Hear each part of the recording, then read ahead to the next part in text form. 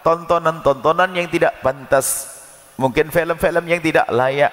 Itu bukan saja menjadikan Allah marah, tapi menjadikan hati kita rusak. Dengan tontonan yang kotor hati kita rusak, sehingga yang mempesonakan adalah tontonannya, bukan pasangannya. Assalamualaikum warahmatullahi wabarakatuh. Alhamdulillah alladzi akrama man syaa min ibadihi bi husni al-mutaba'ati li Rasulillah. Alhamdulillahilladzi akrama man syaa min ibadihi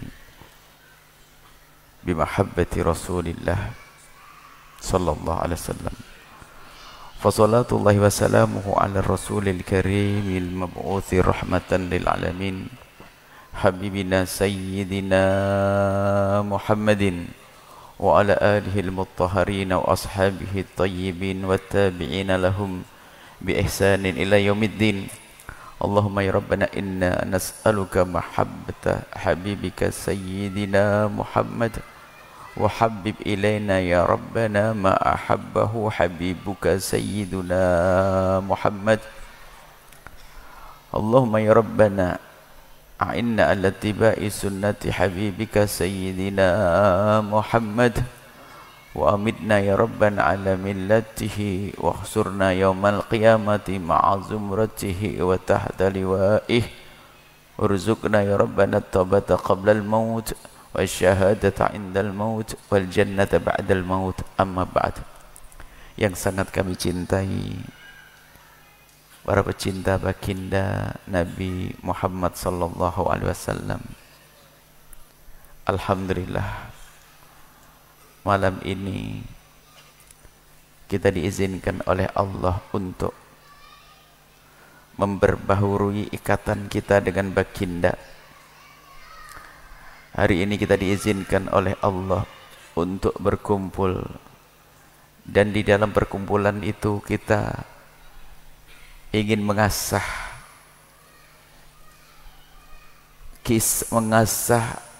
menguatkan ikatan hati kita dengan baginda Nabi sallallahu alaihi wasallam. Kesempatan ini sudah merupakan sebuah keberuntungan. Di sana ada orang yang tidak pernah berfikir tentang cinta kepada Nabi Muhammad, tidak pernah berfikir tentang Nabi Muhammad, padahal mereka umat Nabi Muhammad. Maka siapapun yang masih dirindukan oleh Allah untuk mengingat Nabi, mengagungkan Nabi, memuliakan Nabi, maka sesungguhnya mereka adalah hamba-hamba yang beruntung. Dan juga dari semua yang hadir, para alim ulama, para guru-guru mulia, dan mobil khusus juga di sini ada Bapak Gubernur kita. Tadi saya minta kursi agar mendampingi saya duduk di kursi. Akan tapi beliaunya dengar-dengar dapat informasi enggak mau. Karena di samping kiri kanannya ada juga gubernur pendahulunya, dan masih ada orang tua di kiri kanannya yang ditampakkan rupanya akhlaknya dulu tidak mau duduk di kursi. Baik, insyaallah Allah membalas, Allah mengangkat derajatnya orang yang tawadhu dimanapun berada. Dan juga tidak mau tidur di teras tadi, Masya Allah. Dan memang topik maulid Nabi kita saat ini adalah ingin menjadikan semua pria tidak akan tidur di teras. Hari ini kelemahan kita adalah kelemahan rumah tangga. Kalau ingin mengadakan, kalau bicara maulid Nabi dari sisi mana yang akan kita baca? Maulid Nabi, kalau bicara tentang mengagungkan Nabi Muhammad, maulid Nabi kita ingin mengagungkan Nabi Muhammad. Nabi Muhammad sudah agung dan sangat agung. Bagaimana tidak agung? Yang mengagungkan adalah Zat yang Maha Agung. Dalam firman-Nya, wa rafa'na laka dzikrak, aku telah mengangkat penyebutan namamu wahai Muhammad. Allah yang mengangkat Nabi Muhammad. Kalau bicara tentang keagungan akhlak Nabi, oke, sudah beres keagungan akhlak Nabi.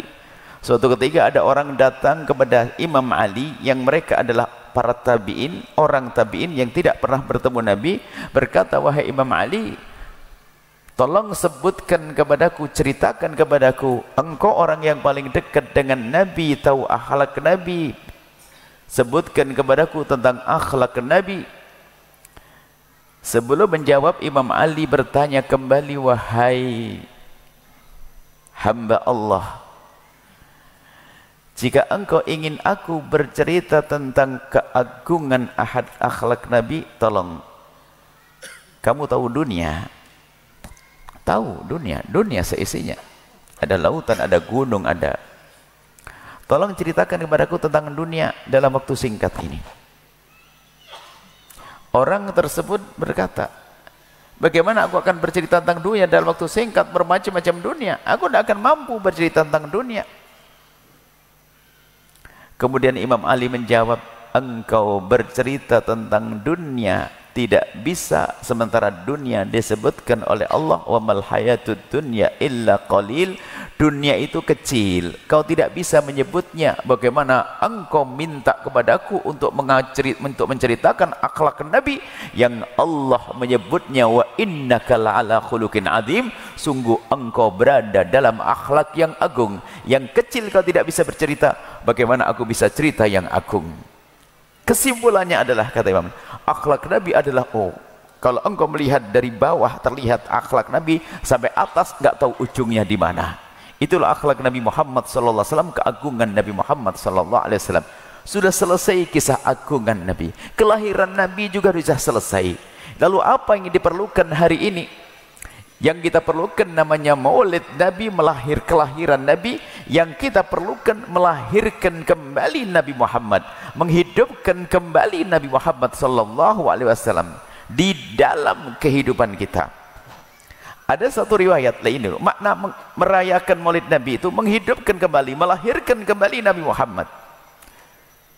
Ada satu riwayat, bada'ad-dinu ghariban. Agama ini mula-mula tidak dikenal, gharib, aneh. Kalau orang memeluk agama Islam waktu itu dianggap aneh, dikucilkan, dimusuhi. Bada'ad-dinu ghariban, agama Islam mula-mula dianggap aneh. Nabi Muhammad dianggap aneh. Gelarnya macam-macam, sesaat disebut dengan syair majnun. Macam-macam gelar untuk Nabi Muhammad. Bada'ad-dinu ghariban, agama ini mulai dengan aneh. Tidak banyak yang kenal. Yang memeluk agama Islam dianggap aneh. Wa sayaudu ghariban, suatu ketika nanti akan dianggap aneh. Siapapun yang berpegang dengan agama nanti akan dianggap sebagai orang yang aneh. Tuba lil ghuraba, beruntung orang-orang aneh. Orang aneh artinya apa? Di saat orang dengan satu budaya yang akan menjadikan rusak kehidupan mereka, mereka masih berpegang dengan ajaran Nabi Muhammad. Itulah al-ghuraba. Tuba lil ghuraba alladzina yuhyuna ma amatan nasu min sunnati. Al-ghuraba, orang-orang aneh itu adalah mereka yang menghidupkan sunnah Nabi di saat semua orang pada meninggalkannya. Sunnah Nabi dalam segala kehidupan. Sunnah Nabi mencakup segala kehidupan. Cuman di malam ini kita ingin menghadirkan sunnah Nabi, ingin melahirkan Nabi di mana? Di rumah kita, agar tidak tidur di teras. Ini penting, saya isyarat dari beliau, memang saya harus bicara tentang ini. Ini penting sekali. Dan kalau bisa ini jadi kurikulum penting sebelum seseorang masuki pernikahan. Kami gabungkan antara pentingnya mewujudkan rumah yang benar demi tumbuhnya anak dengan benar secara pikiran dan mental, untuk kita cetak menjadi generasi-generasi yang benar dan sehat. Kita lahirkan Nabi di rumah kita, di dalam kehidupan kita. Urusan kita dengan keluarga, jangan sampai kita umat Islam di rumah kita tidak ada Nabi Muhammadnya. Urusan suami istri tidak kenal dengan cara Nabi Muhammad sallallahu alaihi wasallam. Pastikan rumah kita rumah yang meneladani Rasulullah sallallahu alaihi wasallam, dan nanti akan hadir keindahan yang sesungguhnya. Keindahan yang sesungguhnya. Rumah tangga, keluarga, sederhananya begini. Ini maulid kita saat ini seperti ini, sehingga nanti di rumah kita selalu kita dengan Nabi Muhammad, dengan akhlak Nabi. Nabi itu indah. Kalau bicara tentang keindahan Nabi dulu deh, Nabi pernah menyebutkan dalam satu riwayat, khairukum li ahlihi wa ana khairukum li ahli. Sebaik-baik kalian adalah yang paling baik kepada keluarganya, dan aku adalah orang yang paling baik terhadap keluargaku. Terjemahan sederhananya adalah begini, suami yang baik adalah suami yang baik kepada istrinya, istri yang baik adalah istri yang baik kepada suaminya, bapak ibu yang baik adalah bapak ibu yang baik kepada anaknya, anak-anak yang baik adalah anak-anak yang baik dengan bapak ibunya, dan begitu seterusnya. Jadilah Anda baik di dalam rumah. Dan ini sepertinya ini harus menjadi sebuah kurikulum, mungkin semacam peraturan, difasilitasi, ada kursus sebelum menikah bagaimana menjalani hidup rumah tangga, supaya di saat masuki rumah tangga dengan persiapan, jangan sampai di dalam rumah tangga yang terjadi nanti percekcokan, perselisihan karena ketidakmengertian. Belum lagi nanti akan mendidik anak dengan salah, akhirnya anak pun rusak karena salah di dalam mendidik. Kami hadirkan dalam pertemuan singkat ini rambu-rambu saja. Detailnya insya Allah kalau ada kajian rutin selanjutnya kita bahas satu demi satu hingga tuntas pendidikan keluarga dan pendidikan mendidik anak. Kita mulai dari gini rumusnya, rumah tangga Anda harus indah. Sebab Nabi Muhammad mengajarkan keindahan dan kemesraan. Nabi itu dengan cucunya indah, dengan keluarganya indah, sampai digambarkan bahwa jika baginda Nabi itu berada di medan laga, begitu gagahnya beliau seperti tidak pernah kenal kemesraan. Tapi kalau sudah berada di rumah, begitu mesra dan indahnya seperti tidak pernah kenal peperangan. Hendaknya kita seperti Nabi. Ustadz itu hanya di mimbar saja. Kalau di rumah sudah nggak ada ustadznya. Gubernur hanya di kantor saja. Di rumah sudah nggak ada lagi. Kenapa? Di rumah yang indah. Nabi di rumah indah. Sebagai seorang suami yang penuh kasih dengan istri. Jangan mentang-mentang ustadz, gaya ustadznya dibawa ke rumah langsung ketemu istrinya. Bukan kalimat indah atau bukan sapaan indah, malah assalamualaikum wahai istriku, abah mau baca Quran 4 juz dulu ya, sholatnya 20 rakaat ya, keburu ngantuk nanti istrinya. Bukan, di rumah yang indah. Ibadah itu banyak para ibu dan bapak. Kami ingatkan, kita perlu membangun keakraban di rumah kita. Rumahmu, kami ingatkan, jika Anda tidak sesuai dan yang kami omongkan, sudah jangan sombong. Selamat tinggal kesombongan. Kalau Anda sombong, Anda akan sengsara sepanjang masa, dunia dan akhirat. Membuat perubahan malam ini. Jika Anda suami yang kurang baik kepada istri, harus buat perubahan. Jangan Anda nuruti setan, sebab muqaddimah neraka itu adalah sengsara di dunia. Harus berubah, harus berubah. Jika Anda istri yang bikin masalah di rumah tangga, malam ini kita akhiri. Selamat tinggal kesengsaraan di keluarga, karena kesengsaraan dalam rumah tangga muqaddimah sengsara nanti di akhirat. Kita harus coba apa yang seharusnya dilakukan kita untuk menghadirkan Nabi dalam kehidupan rumah tangga kita. Meneladani Nabi, Nabi indah. Nabi melarang kita merendahkan. Yang ada dalam suami istri itu saling menghargai, bukan sekedar suami istri dengan sesama, saling menghargai. Maka di dalam rumah tangga nanti ada beberapa poin ya, tentunya mungkin sederhana, beberapa poin biarpun tidak kami bahas dengan detail. Yang pertama, pastikan rumah tanggamu itu adalah rumah tangga yang semakin hari semakin dekat kepada Allah dan Rasulnya. Kami tidak akan bahas panjang lebar karena ini pribadi antara Anda dengan Allah. Paling tidak pastikan di rumah Anda ada membaca Al-Quran bersama istri, biarpun hanya 3 baris. Alif lam mim dzalikal kitabul la raiba fihi hudal lil muttaqin. Selesai hari ini. Besok minimal sebegitu. Dengan niat bismillah, habis setelah salat subuh atau menjelang tidur dengan pasangan membaca Al-Quran biarpun hanya beberapa ayat. Kemudian Anda pungkasi dengan baca sholawat, berdoa. Pastikan dengan cara yang indah. Niat untuk beribadah bersama pasangan. Sederhana. Untung-untung Anda sambung dengan tahajud. Oke, dengan Allah. Jadikan rumah Anda rumah yang indah, rumah yang menjadikan Anda semakin dekat kepada Allah.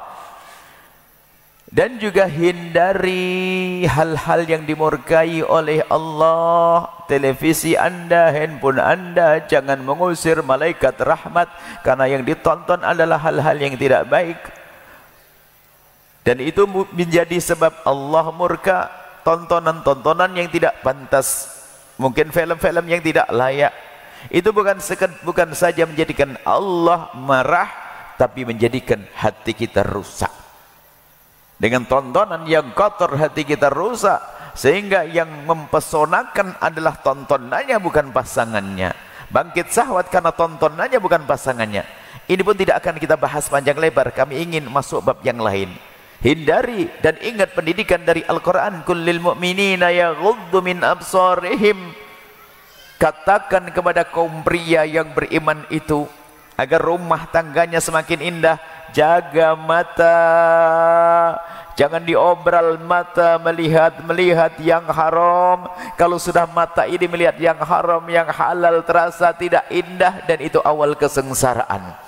Akan tapi jika mata kita jaga, kalau itu haram aku tidak boleh melihat, baik di alam nyata atau di alam maya, selagi itu tidak baik saya hindari, maka istri akan semakin indah, suami akan semakin indah. Wa kullil mu'minati yaghdudna min absarihin. Sama perempuan menjaga matanya. Jangan sampai naudzubillah ditinggal suaminya kerja di rumah, kesibukannya melanglang dengan handphonenya untuk merusak hati dan matanya. Tidak. Ujung-ujungnya adalah dia tidak terpesona dengan suaminya, tidak terpesona dengan pasangannya, itu awal kehancuran. Ini pun tidak kita bahas panjang lebar, hanya kami isyaratkan rusaknya ini juga merusak keluarga. Jadikan rumah kita rumah Allah, rumah dekat kepada Allah, rumah yang dekat kepada Nabi Muhammad SAW. Yang kedua adalah, ini hanya mukaddimah saja, isinya nanti di pertemuan yang berbeda. Suri toladan dari baginda Nabi dari sisi mencari keberkahan, agar rumah tangga Anda indah, ambil keberkahan dari orang tuamu. Maka rumusnya sederhana. Hei istri, ajari suamimu agar semakin hari semakin baik dengan bapak ibunya, bukan ibumu.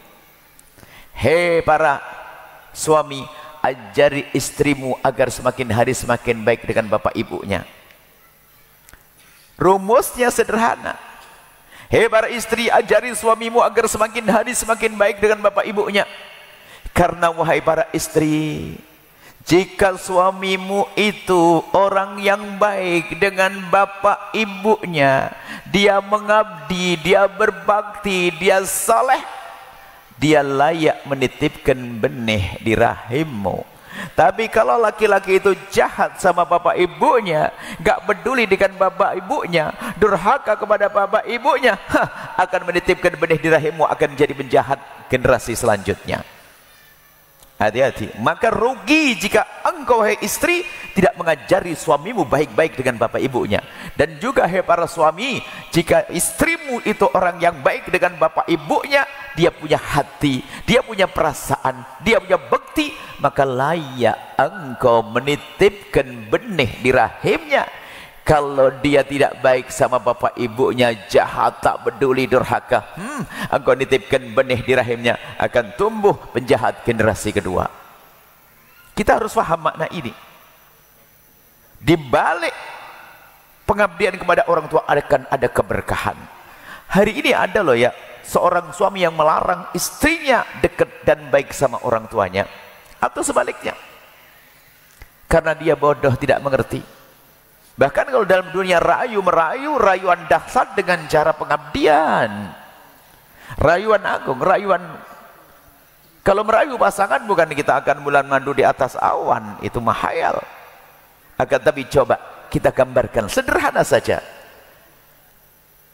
Tapi kami tidak ingin Anda hanya faham dengan akal Anda, tapi batin Anda, hati Anda yang memahami. Contoh begini, simak. Wahai para suami dan istri, suatu ketika istri mengajak suami belanja ke warung, kedai atau supermarket, dan biasa suami adalah yang bayari dan sebagainya. Sang istri minta ditemani sang suami untuk belanja. Pergilah suami istri ke toko, ke supermarket belanja. Sang istri mengambil satu kilo minyak goreng, 1 kilo, 1 jerigen. Suami berkata, tambah 1 lagi sayang. Sang istri mengambil beras, sang suami bilang, tambah 1 lagi sayang. Ngambil gula 1 bungkus, tambah 1 lagi. Selalu tambah 1 lagi, selalu tambah 1 lagi, tambah 1 lagi. Istri berkata, abang untuk apa? Sudahlah sayang, ambil aja. Setelah diambil semuanya oleh sang suami, dibayarin.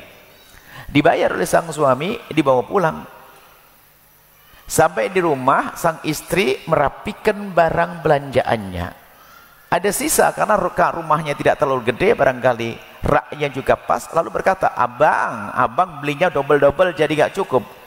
Ini gimana bang, yang barang yang kita beli tadi? Kata suami, dibungkus sayang. Dibungkus? Iya, ini abang sudah beli kardus nih. Setelah dibungkus, terus mau diapain abang? Dikirim sayang. Dikirim kemana abang? Dikirim ke ibu. Ibu, kan ibu abang sudah nggak ada. Ibumu cantikku, sambil megang hidungnya. Oh, sang istri jatuh cinta yang kesekian kalinya. Kenapa? Suamiku mengingat ibuku, aku saja tidak berpikir tentang ibuku. Dahsyat.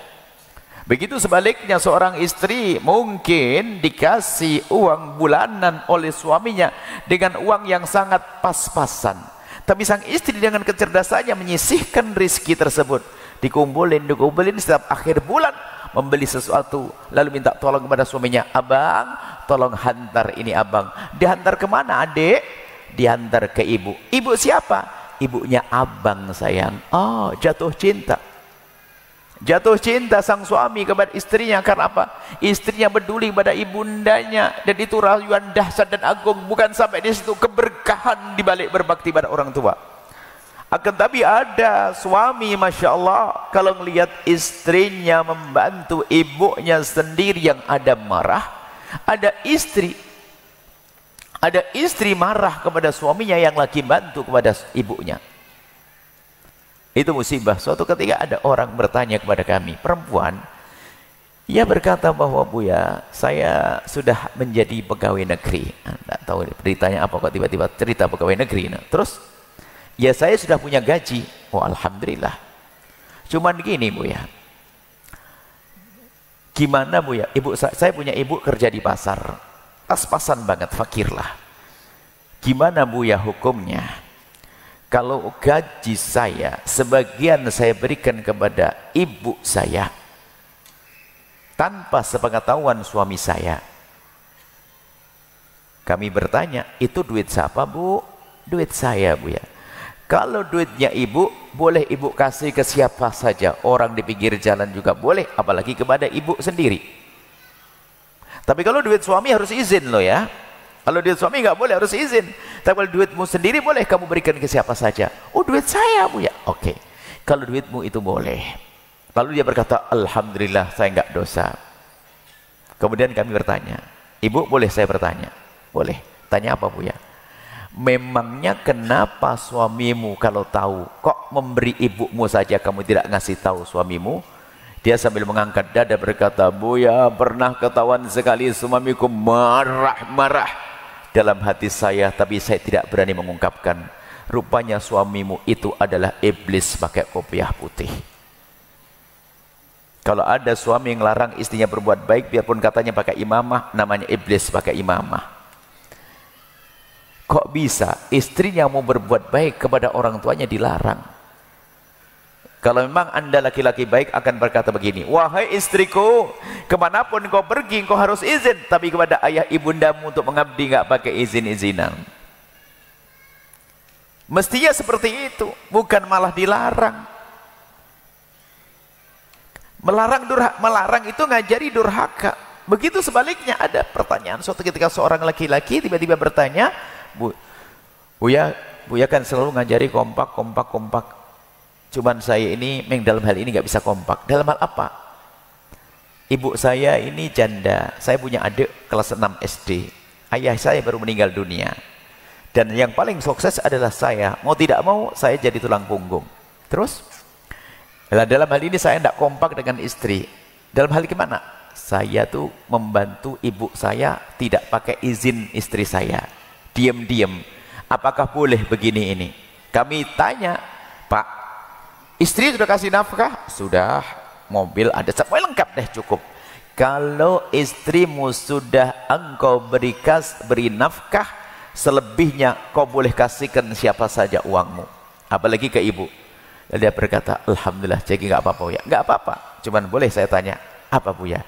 Memangnya kenapa istrimu kalau tahu kamu membantu ibumu, pernah, ini kan kisah lama, pernah suatu ketika istri saya menemukan tanda transfer di saku saya waktu mau dicuci. Waduh, marahnya sebulan. Dalam hati saya berkata, rupanya ada juga wewe gombel pakai kerudung. Wewe gombel tuh, tahu wewe gombel? Kuntilanak, gendruwo, hantu, pakai kerudung. Kenapa begitu? Dia mengajari suaminya untuk durhaka. Tidak, rumah tanggamu ambil keberkahan dari orang tua. Keberkahan orang tua. Sebab pada zaman Nabi, pernikahan ini yang seharusnya menjadi berkah, kadang menjadi sengsara. Sengsaranya dimulai dari kadang sebelum menikah. Nikah nggak peduli dengan izin orang tua, petunjuk orang tua, demi cinta. Ada ini awal kehancuran. Setelah menikah, kisah Alqamah bagaimana? Setelah menikah berubah dengan orang tua. Ini ada. Akan tapi pernikahan Anda pernikahan istimewa. Setelah menikah, Anda harus semakin dekat kepada orang tua. Kuncinya sederhana, hei istri, ajari suamimu agar semakin hari semakin baik dengan bapak ibunya. Wahai suami, agar ajari istrimu agar semakin hari semakin baik dengan bapak ibunya. Hati-hati. Kalau istrimu baik, maka itulah istri yang solehah. Suami baik dengan bapak ibunya, suami yang soleh. Kita lanjut sampai di sini. Koreksi, ayo yang biasa ngelarang istrinya karena kebodohan. Kadang-kadang baca kitab Uqudul Ijan, ini santri ngantuk. Baca kitab Uqudul Ijan tapi ingat bacanya kebalik barangkali. Atau dia hanya seneng liwat, ketinggalan. Kamu sudah diberikan kepadaku oleh bapakmu, jadi kamu tidak boleh urusan dengan bapakmu. Ah, ini gila dia.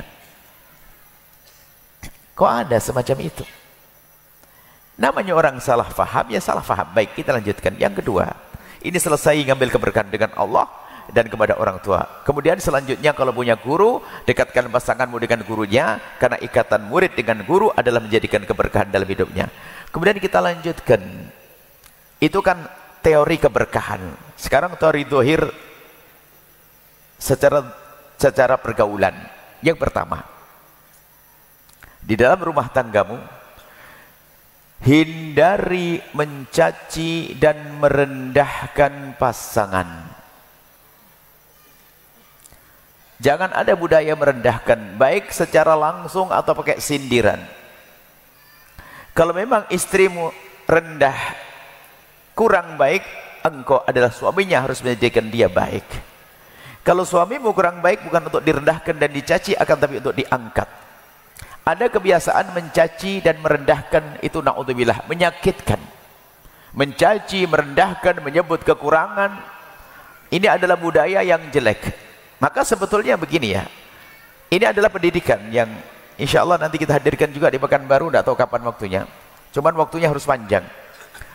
Dalam rumah tangga itu kita bagi dua, menuju dan menjaga. Kalau menuju itu mencari pasangan.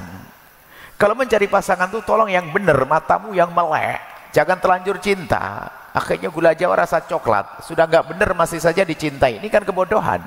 Kalau dalam mencari pasangan melek benar, siapa dia, akhlaknya bagaimana, jangan hanya cinta.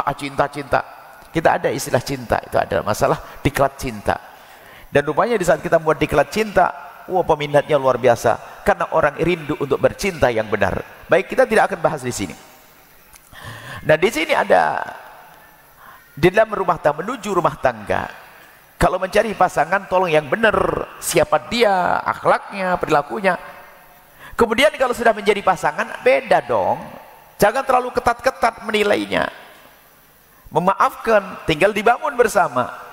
Kalau bahasa guyonannya begini loh ya.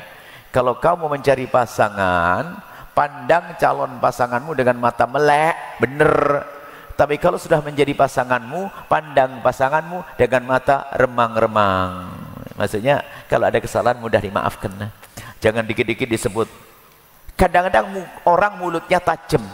Kalau enggak nyelekit ngomongnya bukan dia. Ada macam, kenapa kok kamu kurus? Kenapa kok gemuk? Kemana kamu hitam? Kenapa hidungmu begitu? Kenapa ini mulutnya kok mulut menyakitkan? Dengan pasangan.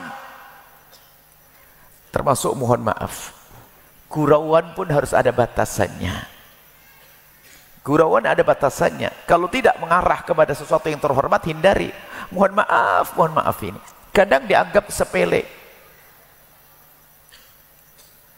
Mohon maaf, buang angin tidak pakai tata krama. Itu bisa menjadikan satu suasana yang tidak indah. Jangan dianggap sepele.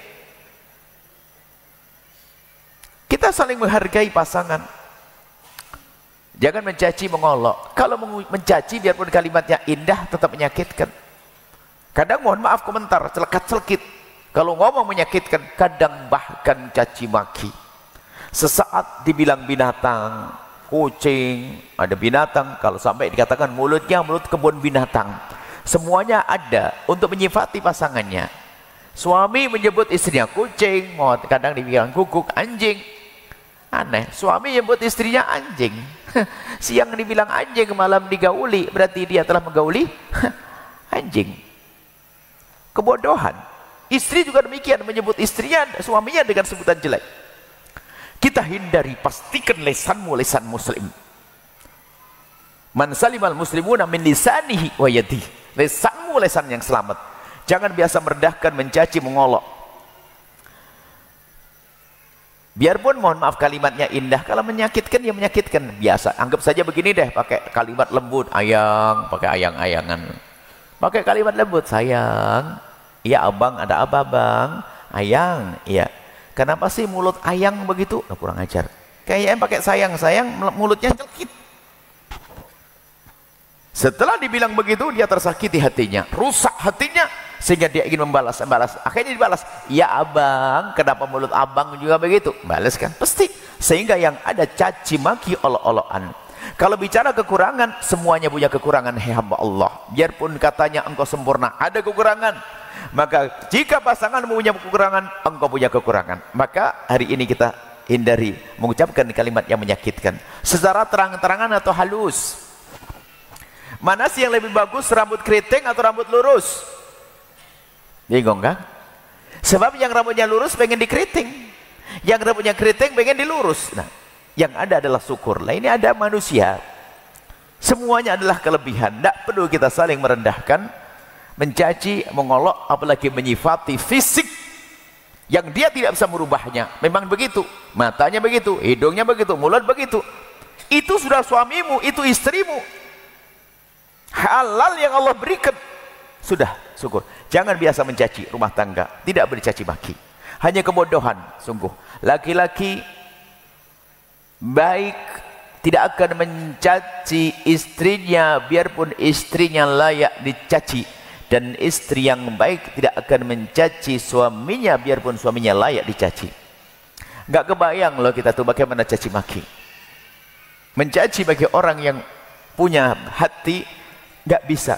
Dengan orang biasa saja enggak bisa, orang lain, apalagi ibu anak-anaknya, ayah daripada anak-anaknya. Hindari.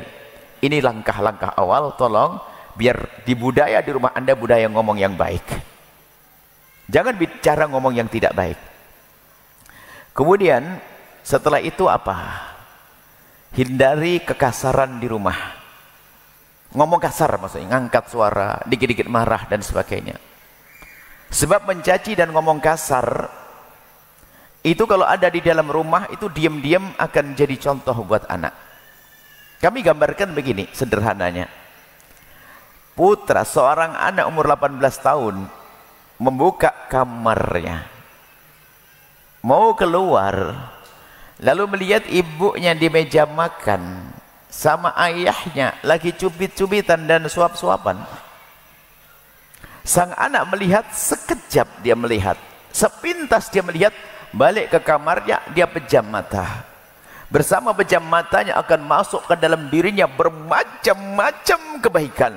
kekaguman, oh ibuku menghargai ayahku, oh ayahku menghargai ibuku, oh ibuku memperhatikan ayahku, dan seterusnya. Tersimpulkan dalam dirinya, aku gak boleh macam-macam sama ayah. Kalau aku macam-macam sama ayah, mama pasti marah. Ini diam-diam karena melihat kemesraan. Sama di saat melihat seorang istri, mohon maaf, jadilah contoh yang baik di dalam keluargamu. Rusak anakmu adalah dari dirimu, jangan salahkan orang lain. Kita menyekolahkan anak mondok di sana sini, di rumah rusak. Anak di pondok sebentar benar, sampai di rumah rusak kembali. Ini perlu serius ingin perhatikan rumah. Contoh, jika seorang istri diingatkan oleh suaminya, ayang jangan gitu dong, masalah nggak boleh dong, astagfirullah, masya Allah. Di saat diingatkan sang suami, ternyata sang istri menoleh, tersenyum dan mendekat kepada suaminya. Bahkan mungkin sambil mengecup kening suaminya lalu berkata, abang terima kasih, abang telah mengingatkan saya, masya Allah, tambah gandeng deh. Dilihat oleh seorang anak. Anak melihat pemandangan ini, masuk ke otaknya satu pendidikan, bahwa kalau aku diingatkan seperti itu harusnya. Seorang suami diingatkan oleh istrinya, tolong hei suami, biasanya yang sok sombong kan suami. Kalau diingatkan oleh istri, apapun peringatannya, sambut dulu, karena anda contoh bagi anak anda. Langsung, makasih istriku tercinta, masya Allah, ingetin abang, masya Allah, tambah cantik deh, masya Allah, tambah cantik deh, insya Allah, makasih. Sang anak melihat pemandangan seperti itu, singkat, sesuatu itu dilihat singkat, tapi tertanam di hatinya, oh begitu kalau aku diingatkan. Berbeda di saat seorang anak, ini coba anda perhatikan sebagai contoh untuk bahan renungan. Di saat seorang anak lihat ibunya diingatkan oleh ayahnya, yang jangan gitu dong, itu gak boleh. Alah bang, kenapa sih banyak ngomong gini aja gak boleh, ribet. Cerewet diingatkan, sang anak ngerekam. Bahwasanya kalau diingatkan, aku harus seperti itu. Makanya kalau di rumah anda ada anak, anda ingatkan kok membangkang, jangan-jangan anda pernah ngasih contoh, anda tidak sadar. Kalau memang contohnya baik, gak bisa ngapain, gak bisa ngomong dia. Ibu diingatkan, ayahku malah mencium dan meluknya. Allah, gak mungkin dia berani karena contohnya semacam ini. Maka berantem dalam rumah tangga merusak anak, ribut setiap hari, berantem dar. Ini pemandangan rumah yang indah. Coba pemandangan rumah yang sebelah. Seorang anak gadis umur 18 tahun buka kamarnya, ngelihat ayah ibunya di ruang tamu berantem. Apa kata sang anak? Lanjutkan sampai pagi. Tiap hari berantem. Tertanam di otaknya contoh bahwasanya kalau aku punya masalah ya ribut kayak begitu. Sehingga waktu pergi ke sekolah dia disinggung sama kawannya, berantem sama kawannya. Ini belum, itu masih di sekolah. Nanti kalau menikah, biarpun dia mendapatkan suami yang sangat baik, soleh, lembut, tetap manusia. Di saat dia salah, rame berantem. Kenapa? Dia tidak mengerti kalau menyikapi kesalahan, kecuali harus berantem menurutnya. Ini coba rumah tangga anda, rumah tangga indah. Tolong ya, ini sederhana, ini mukaddimah. Sehingga setelah ini anda mencari bagaimana agar rumahku indah. Kita punya sesuatu, ada beberapa poin, kurang lebih ada 6 poin bagaimana rumah tangga anda indah. Di antara ini kami hadirkan singkat. Selamat tinggal dengan caci maki, selamat tinggal dengan mudah marah-marah di rumah, ngangkat suara, sombong. Ini kesombongan dalam rumah tangga hindari. Kalau diingatkan, makanya saya tambah lagi, mudah mengingatkan dan mudah diingatkan. Jadi kalau anda diingatkan, tadi sudah saya masukkan, ucapkan kalimat terima kasih, makasih telah diingatkan. Abang tambah gandeng deh ngingetin saya. Dilihat oleh sang anak sebagai contoh. Dan budaya komunikasi hidup nanti. Kalau seorang suami diingatkan oleh istrinya dengan gaya soknya, sombongnya, lo gebrak itu, diam kau, gebrak meja, diam. Istri di esok harinya sudah tidak berani lagi mengingatkan, lebih baik diam, terserah dia masuk neraka, nyungsep.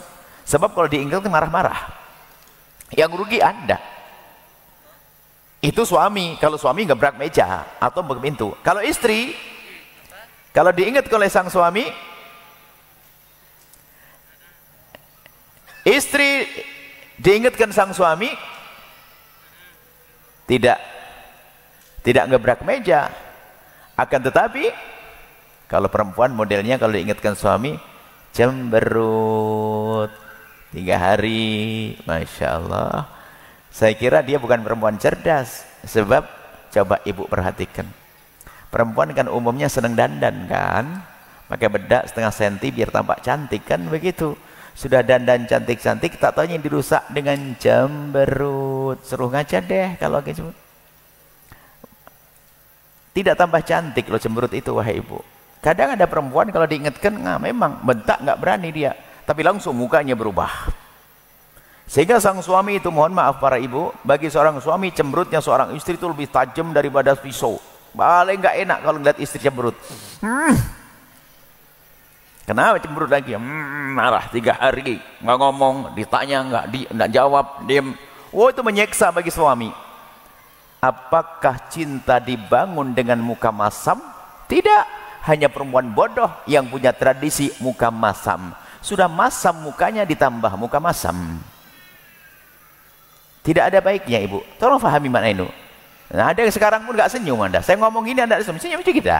Belajar senyum untuk suami nanti. Kita perlu budaya indah di rumah. Budaya baik di rumah. Dan omongan ini, omongan kami ini tidak akan berguna bagi orang yang sombong. Sombong dalam rumah tangga gak berguna.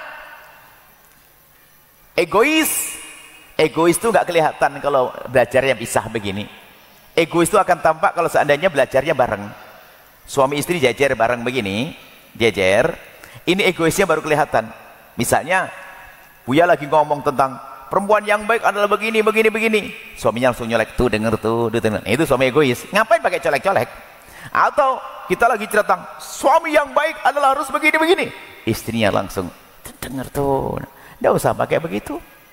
Ilmu itu untuk aku, bukan untuk pasanganku. Aku yang perlu belajar. Aku ingin baik. Sebab kesombongan merusak rumah tangga. Orang sombong tidak akan indah rumah tangganya. Selamanya egois.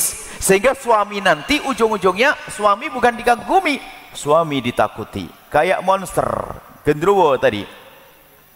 Kayak monster menakutkan suami. Sehingga istri kalau dengan suaminya diskusi nggak berani, usul nggak berani, ngomong nggak berani, rumah tidak indah. Suami, istri juga ada istri menyeramkan. Istri menakutkan ada. Yaitu mudah cemberut dan seterusnya. Baik ya, selesai. Selamat tinggal dengan budaya-budaya semacam itu. Mudah mengingatkan. Budaya ceria. Jangan gampang marah-marah. Marah itu nular. Marah itu nular. Kalau sudah ada seorang suami mudah marah kepada istri, istri bertahan mungkin hanya beberapa minggu. Setelah itu pada akhirnya ketularan juga marah-marah. Suasana rumah itu marah. Sehingga kalau sudah biasa marah akan tercipta satu lingkungan yang tidak sehat. Tumbuh anak-anak yang sakit mentalnya. Ketemu orang marah makanya menjadi orang emosian. Budaya keluarga yang suka emosi di masyarakat menjadi tidak indah. Baik, ini sampai di sini. Kita lanjutkan. Kemudian setelah itu, ayo ya, kita sudah mencoba rumah tangga yang indah, lembut, tidak ada caci maki, memberi contoh yang baik. Kemudian saya kasih mukhatimah urusan Anda dengan keluarga dan anak-anak. Memang namanya maulid, kita hanya sekedar gebiar saja, tidak akan kami hadirkan sedetail-detailnya. Selanjutnya, bagaimana urusan Anda dengan anak-anak Anda, wahai hamba Allah. Yang pertama, Anda dengan anak-anak Anda. Yang pertama adalah jangan biasa patahkan, rusak mental mereka. Cara menegur, hari ini betul kita belajar memperlakukan anak. Khususnya banyak jadi korban anak pertama.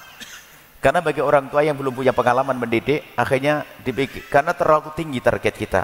Pengennya cepat pinter, cepat bisa. Sehingga lupa kita sertai emosi.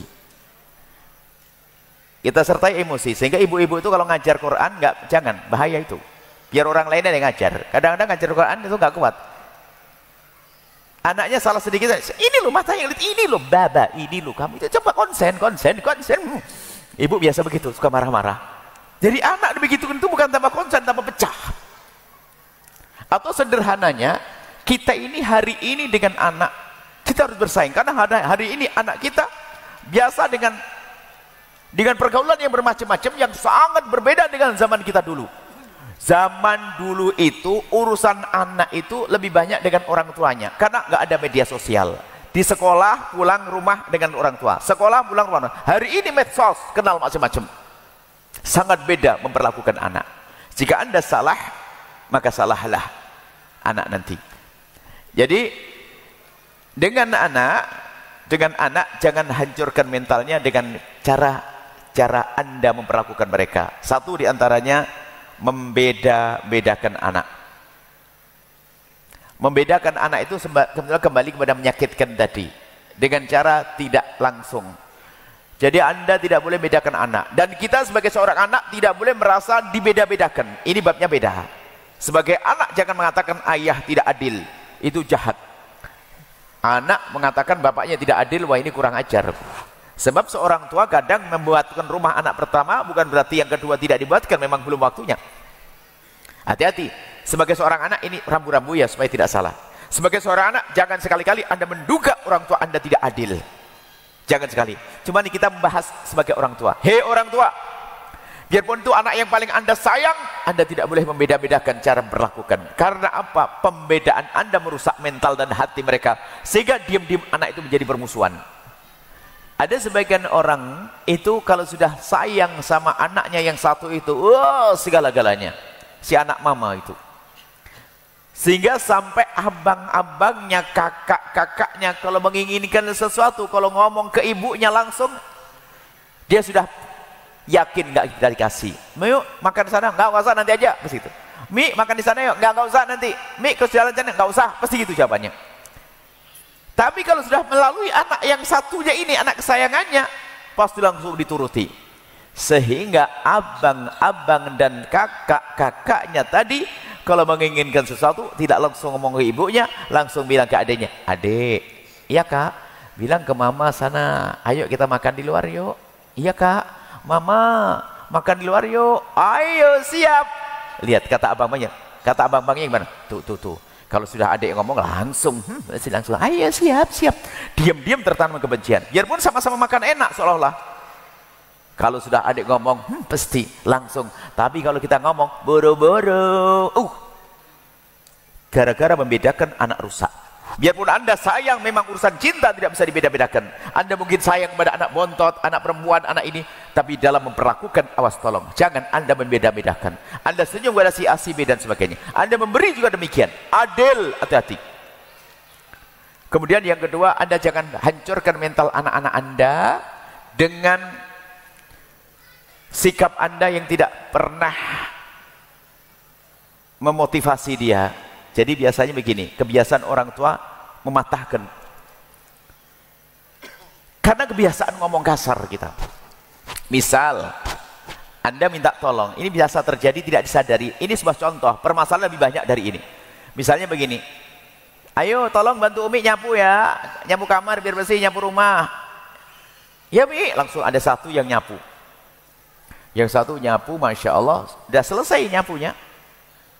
Setelah itu, sang ibu masuk. Rupanya ada bagian tertentu itu kelewatan. Yang kebetulan agak kotor banget sampai meleset. Apa kata sang ibu? Siapa yang nyapu tadi? Saya Mi. Kalau nyapu itu yang bersih, kalau nggak bersih mending nggak usah nyapu sekali. Loh, kenapa kok ngomong begitu? Marah. Kenapa kok gaya ngomong tidak enak? Apakah itu membangkitkan, menghidupkan mental yang menyehatkan? Itu merusak. Sehingga sang anak kecewa. Aduh, aku sudah nolong, tapi malah disalahin, dimarahin. Kalau sama mama nggak ada benernya. Kenapa Anda tidak merubah dengan cara yang indah? Misalnya, coba ada.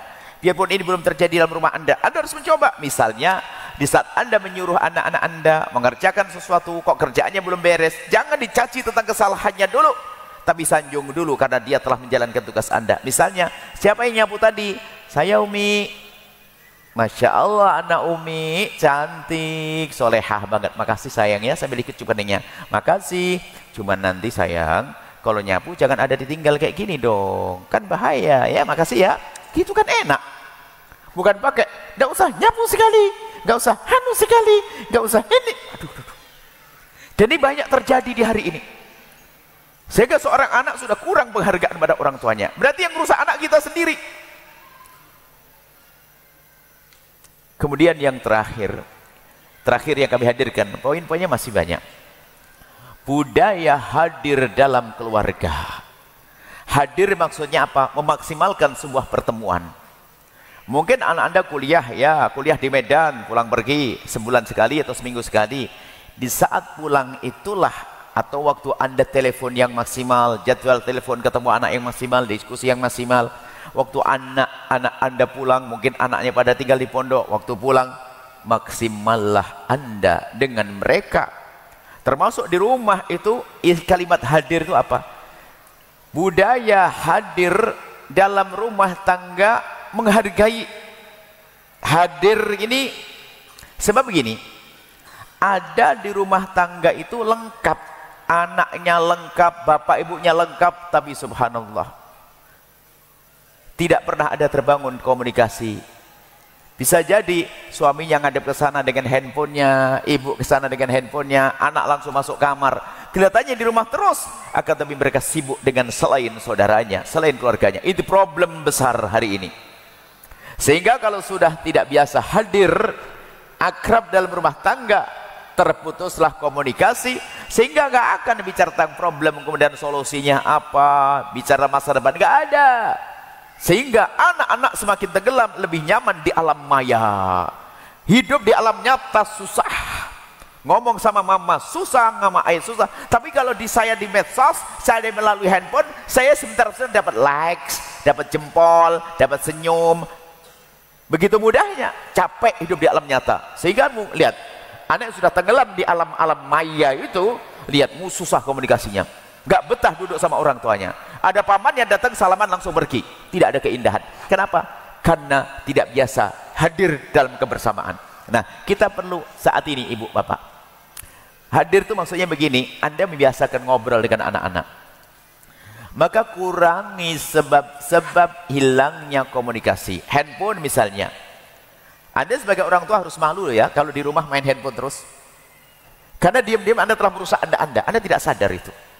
Anak nggak manggil uminya, mama, apa sih? Kaget dia, rumahnya tenggelam tadi, ibunya dengan handphonenya. Apa sih? Mama masih sibuk ini, sibuknya sibuk main handphone. Ayahnya juga demikian. Itu diam-diam merusak anak, sehingga anak pun akhirnya dia pengen seperti itu juga. Akhirnya budaya jelek muncul, yaitu ibunya dengan handphonenya, suaminya dengan handphonenya, anak di kamar dengan handphonenya, biarpun 24 jam ada di rumah, gak ada sepatah kata yang diucapkan, gak ada obrolan, gak ada keindahan. Nah sekarang kita perlu merubah, wahai ibu yang baik, bapak yang baik. Di rumah kita, ayo kita biasakan dengan komunikasi, duduk, biarpun anak Anda umur 2 tahun, Anda ajak ngobrol, biasakan ngobrol. Mungkin sekarang kita mulai di rumah, Anda harus punya adab. Handphone di rumah itu hendaknya ditaruh. Bukankah handphone untuk komunikasi di antara kita? Kalau sampai di rumah, mungkin mulai hari ini Anda sebagai orang tua memulai, jujur, al-wa'yu, kesadaran dulu dari orang tua, kemudian setelah itu memulai letakkan di rumah. Kalau Anda ingin main handphone atau ada hajat telepon, Anda minta izin deh kepada suami, pada istri. Sekarang kadang bukan saja urusan dengan anak, suami istri, kadang-kadang suami itu mau nyapa istrinya tuh gak tega, gak enak karena istrinya asyik dengan handphonenya, atau sebaliknya. Mana keindahan bisa dibangun dengan itu semua? Kadang-kadang diranjang, sama-sama diranjang, punggungnya pun sandar-sandaran, handphone ya masing-masing. Allah, sampai kami sering sampaikan guyonan, kalau sudah engkau kumpul dengan pasanganmu, wahai bapak, wahai ibu, sudahlah kurangi ibadah. Al-Qur'annya di stop dulu karena ingin mesra dulu, sholatnya ntar dulu, termasuk nggak usah dengar videonya Buya Yahya, nggak usah, itu alasan itu. Alasan dengar video. Kalau dengar video bersama. Kebersamaan itu mahal. Membangun keakraban itu penting. Ibadah ntar dulu, ibadah dengan Allah mah gampang, di mana saja bisa. Akan tapi di saat ada pasangannya, kurangi ibadahmu untuk Anda maksimal dengan pasanganmu, dengan keluargamu. Ini penting, kebersamaan dalam keluarga. Jadi dimulai dari urusan handphone misalnya. Jangan Anda di depan anak dengan handphone. Ini hal yang merugikan anak kita. Kalau sudah tidak ada komunikasi, yang terjadi adalah salah paham, muka masam, jarang ngobrol, dipanggil nggak pernah. Duduk makan aja sambil megang sendok, sebelahnya handphone, bukan ngomong sama ayahnya. Itu pun orang tua nggak sadar kalau ini sudah rusak di rumah tangganya, nggak ada keindahan. Apa artinya? Ayah ibunya sudah tidak indah lagi bagi dia, karena sudah dimulai dari sang ayah tidak merasa indah dengan anak-anaknya. Ini harus disampaikan ilmu ini. Kenapa? Teledor. Anda harus memulai. Setelah Anda merasa bersalah, Anda harus minta maaf. Harus minta maaf kepada anak agung. Beberapa waktu yang lalu saya dengan anak kami lagi berangkat mau mondok. Anak kami yang ini mau berangkat mondok, pamitan jam 10 malam dia mau berangkat. Iya, nah mau berangkat.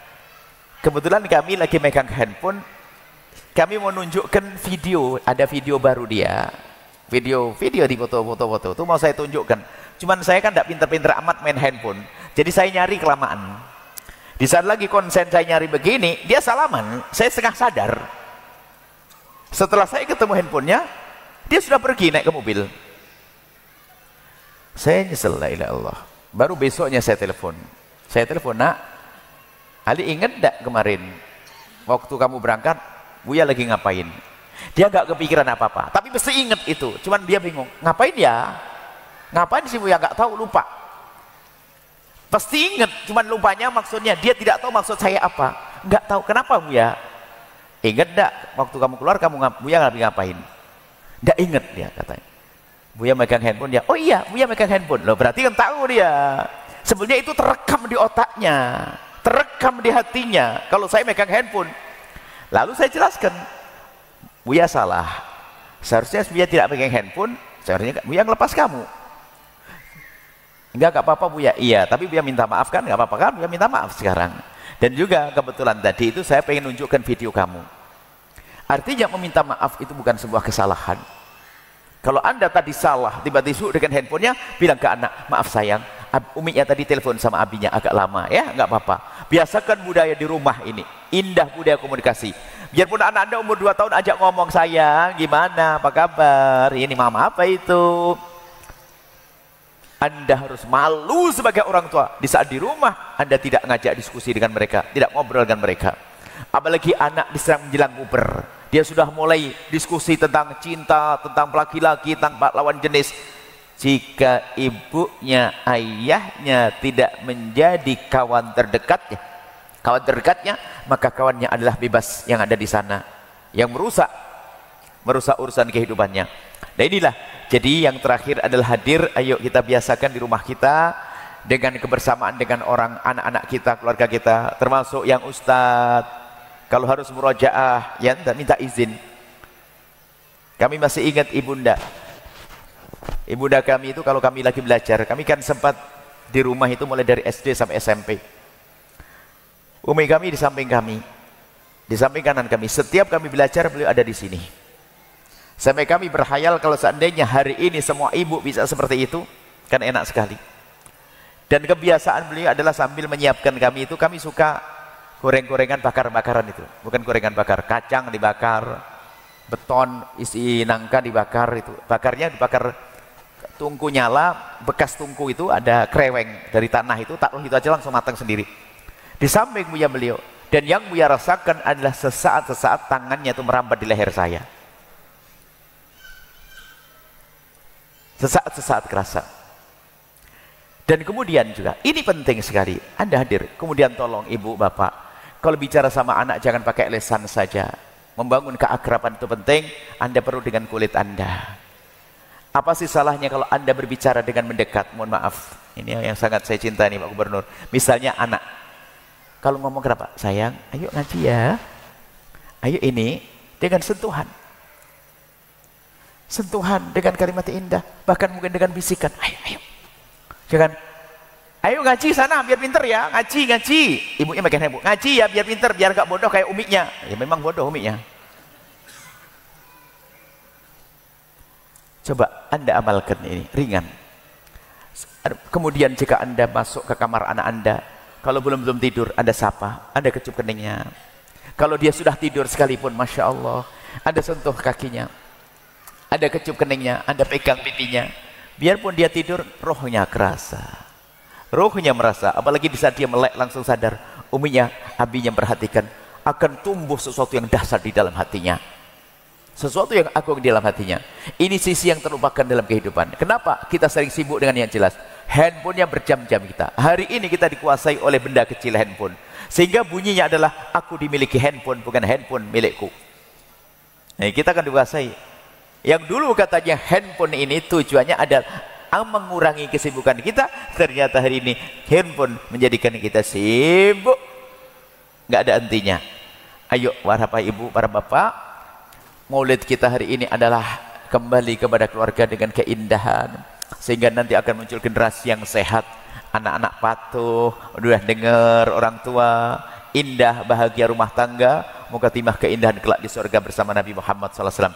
Kemudian nanti ada pendidikan tentang anak, tolong wahai anak, kalaupun nanti ternyata ayahmu seperti yang Buya sebutkan tadi, ayahmu kasar, ibumu kasar, kamu tidak boleh menyerah. Kamu yang memulai untuk membuat kelembutan di rumah. Jangan menyalahkan saja, hati-hati.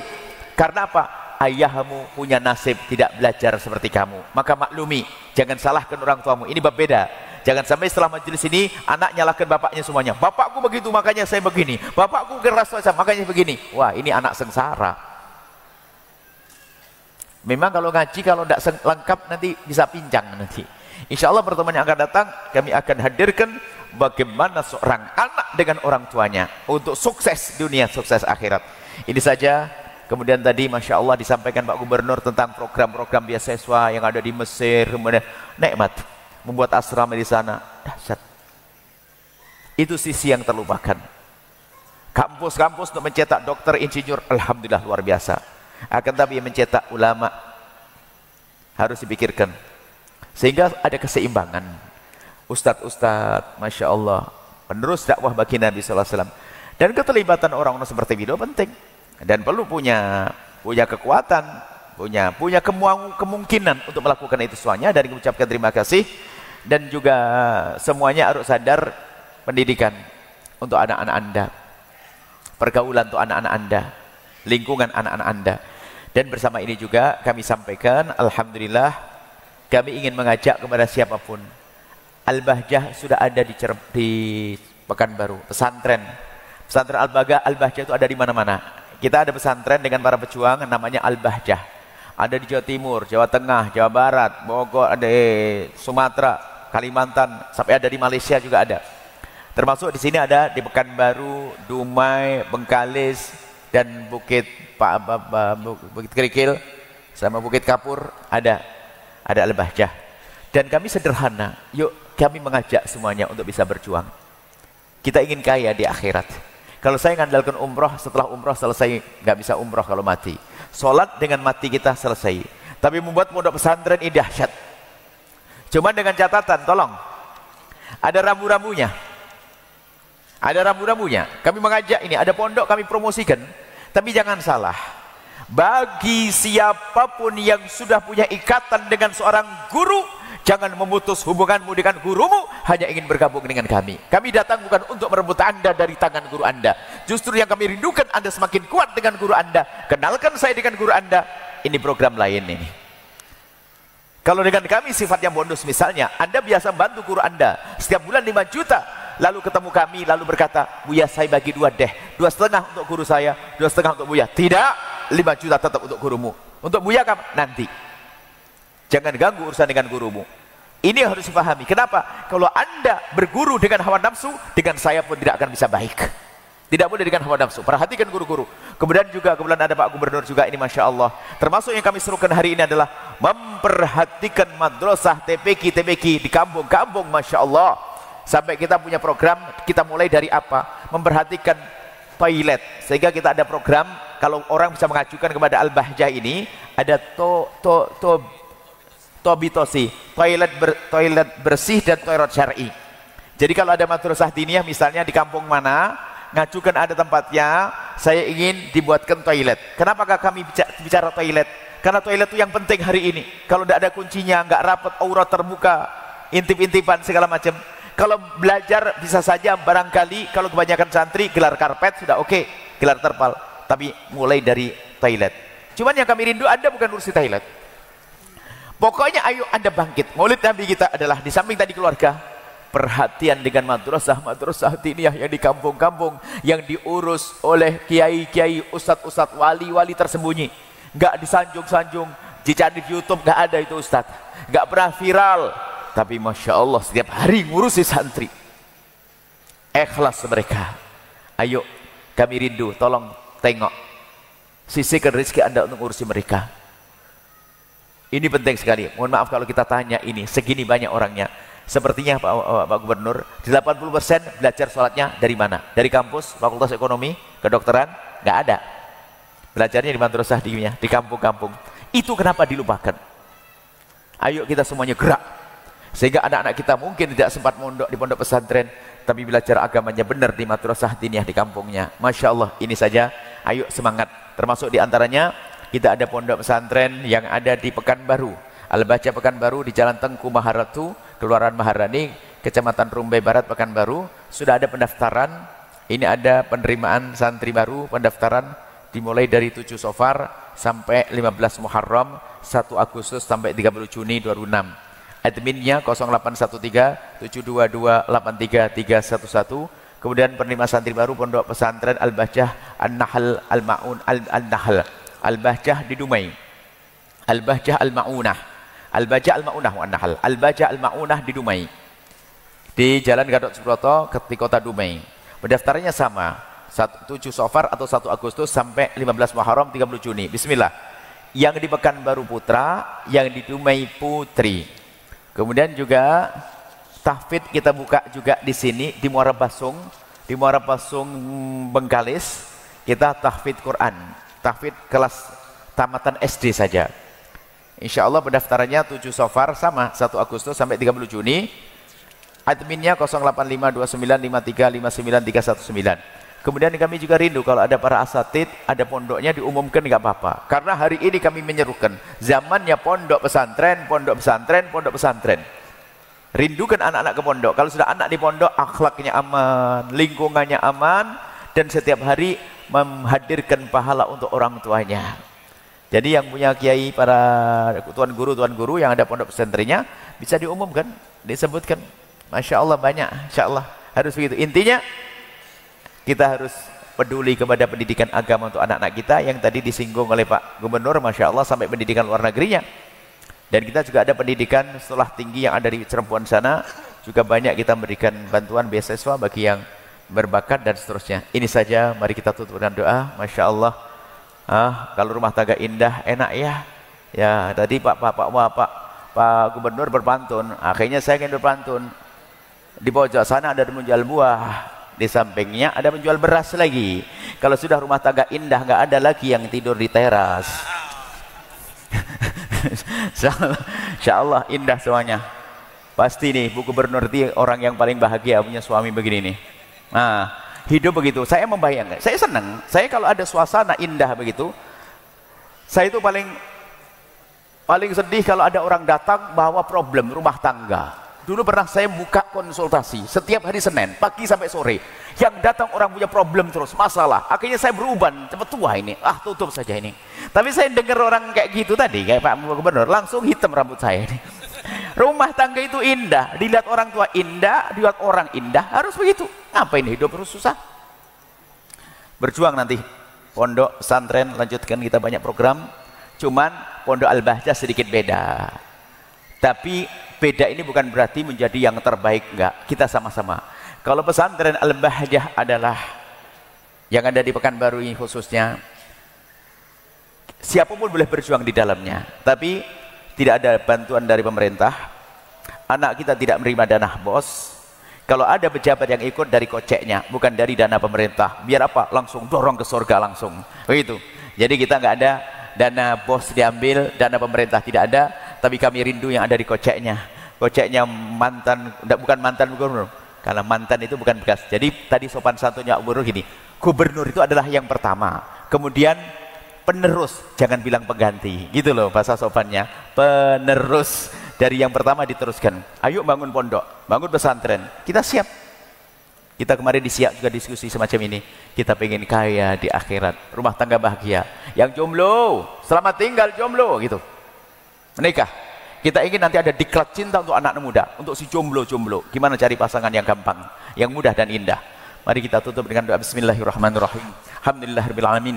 Allahumma shalli ala habibina sayyidina Muhammad wa ali sayyidina Muhammad. Allahumma ya Allah ya Rahman ya Rahim. Pandang kami dengan kasih sayang dan cinta darimu ya Allah. Berikan kepada kami segala kebaikan di dunia dan di akhirat. Kami mohon ya Allah, ampuni orang tua kami dan guru-guru kami. Berikan kasih sayangmu kepada mereka ya Allah, orang tua kami dan guru-guru kami. Mudahkan kami untuk berbakti pada mereka ya Allah.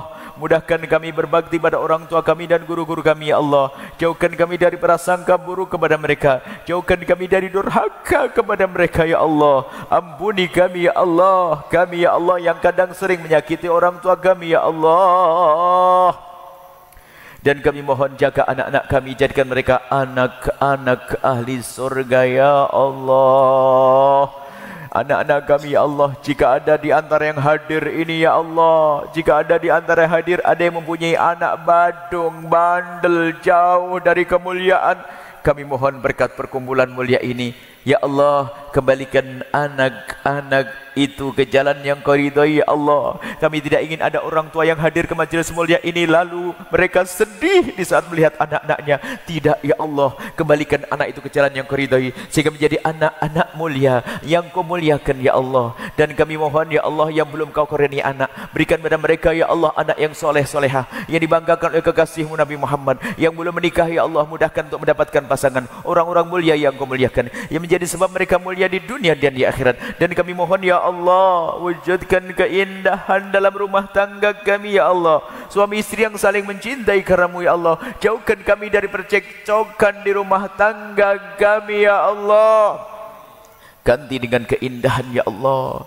Jauhkan kami dari merendahkan pasangan kami. Jauhkan kami dari mencaci pasangan kami. Jauhkan kami dari menyakiti pasangan kami. Jauhkan kami dari buat zalim pada pasangan kami ya Allah. Dan kami mohon ya Allah, tambahkan kecintaan kami kepada pasangan kami. Jangan Kau kurangi sedikit pun ya Allah. Kami takut dengan berkurangnya cinta itu lalu berkurang pengabdian kami ya Allah. Jaga mata kami dari melihat yang haram. Cukupkan mata kami dengan yang halal yang Kau berikan kepada kami ya Allah. Jauhkan mata kami dari melihat yang haram dan haram yang pernah dilihat mata kami. Ampuni ya Allah, jangan jadikan sebab itu hati kami rusak ya Allah. Ampuni kekotoran mata kami, ampuni kekotoran mata kami, kekotoran lisan kami, kekotoran syahwat kami ya Allah, ampuni. Dan kami mohon ya Allah, siapapun yang dalam rumah tangganya penuh dengan percekcokan dan perselisihan ya Allah, mereka telah datang ke tempat mulia ini, mereka rindu kebahagiaan, mereka rindu kemuliaan. Kami mohon lembutkan hati mereka sehingga setelah ini yang ada adalah keindahan dan keindahan ya Allah, kebahagiaan dan kebahagiaan ya Allah.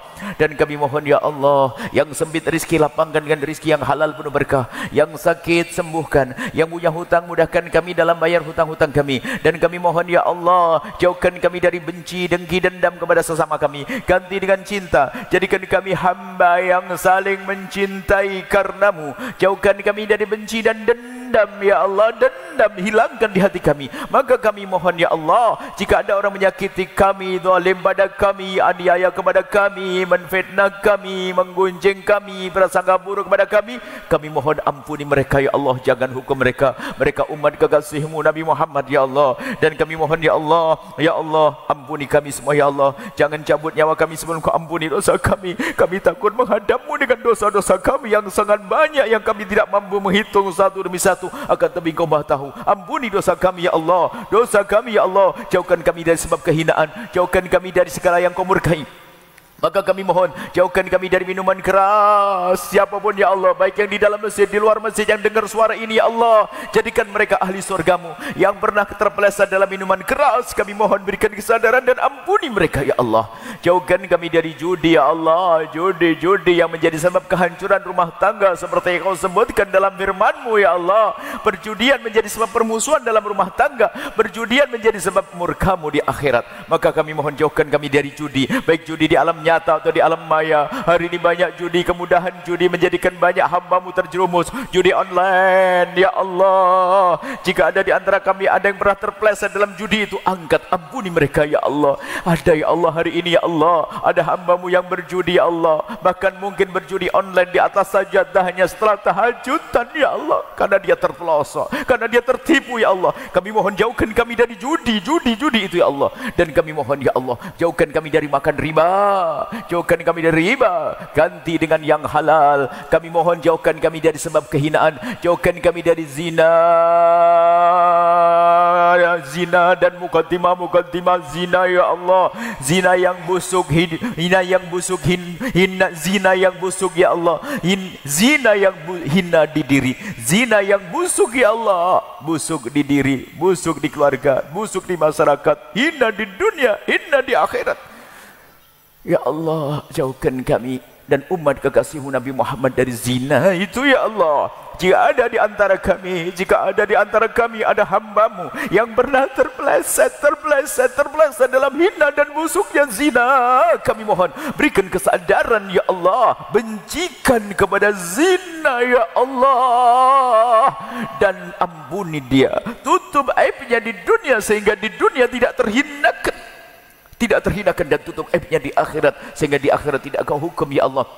Dan kami mohon bencikan pada zina dan buka pintu halal untuknya. Dan kami mohon jauhkan kami dari menggunjing berzina ya Allah. Makmurkan masjid ini Allah dengan ahli surga-Mu ya Allah, yang mewakafkan tanahnya, yang membangun di atasnya dan yang memakmurkannya. Kami mohon ya Allah, kirimkan ke tempat ini ahli surga-Mu yang bisa berjuang bersama kami, dan jadikan kami bersama mereka. Jangan tinggalkan kami ya Allah. Yang sempit rezeki, lapangan dengan rezeki yang halal penuh berkah. Yang sakit sembuhkan. Yang punya hutang mudahkan kami dalam bayar hutang kami. Dan kami mohon ya Allah, jangan Kau jadikan ini pertemuan terakhir kami di dunia ya Allah. Kami masih ingin bertemu di dunia dengan kebaikan hingga di surga bersama kekasih-Mu Nabi Muhammad. Kami mohon ya Allah, jadikan kami juru damai di negeri ini, jauhkan kami dari menfitnah dan difitnah. Kami mohon berikan pertolongan kepada saudara-saudara kami ada di Palestina ya Allah, dan siapapun yang menolong saudara kami yang di Palestina, jika yang menolong itu ahli iman, ahli la ilaha illallah, berikan pengampunan, angkat derajat mereka. Dan jika yang menolong saudara kami di Palestina adalah orang yang belum beriman, kami mohon ya Allah, berikan petunjuk kepada mereka. Kami tidak rela jika ada orang menolong Palestina lalu mereka tidak beriman ya Allah, berikan petunjuk kepada mereka semua. Dan kami mohon ya Allah, panjangkan umur kami dalam ketaatan serta sehat walafiat. Berikan kepada kami semua husnul khatimah, mati dalam keadaan iman. Dan kami mohon ya Allah, jadikanlah ucapan kami di akhir hayat kami kelak, saat Kau hendak mencabut nyawa kami ingin saat itu ya Allah, hati dan lidah kami mampu mengucapkan kalimat agung dan mulia, la ilaha illallah sayyidina Muhammad Rasulullah, la ilaha illallah sayyidina Muhammad Rasulullah, la ilaha illallah sayyidina Muhammad Rasulullah sallallahu alaihi wasallam. Rabbana atina fid dunya hasanah wa fil akhirati hasanah wa qina adzabannar. Wa sallallahu alaihi sayyidina Muhammadin wa ala alihi wasallam. Walhamdulillahirabbil alamin. Al-Fatihah.